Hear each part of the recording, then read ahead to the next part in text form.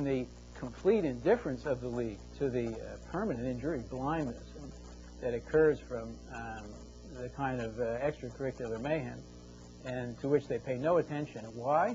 For the same reason that the NFL pays no attention to the brutal attacks on quarterbacks after they release the ball. The reason the league does nothing to prevent this high rate of permanent disability is because it's essential to the economic well-being of the game.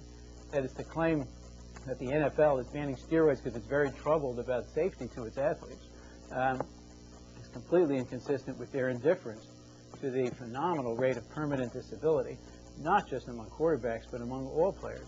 The rate of permanent disability in an NFL player who plays 3 years or more is 90%. Now, to wink at this and to obsess about a drug that has almost no known permanent side effects, and to say the basis for the ban on the drug is because we're concerned about safety, is obviously disingenuous.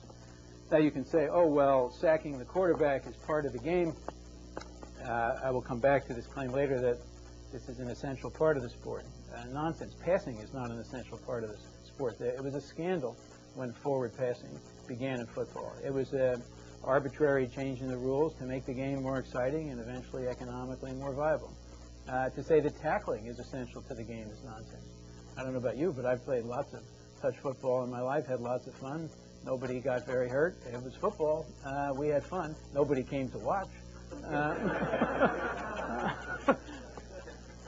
That is the reason for the development of the game in a direction that's associated with serious risk of permanent disability, including death, is because of the economic value of it.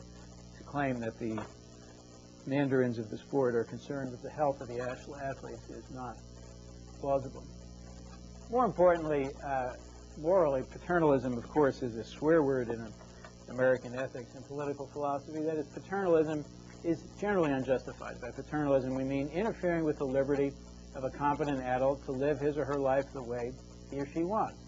Other than interfering with people who may cause harm to others, it's nobody's business whether people want to bungee jump or ski or skydive or drive without their seatbelts until and unless they impose costs on others.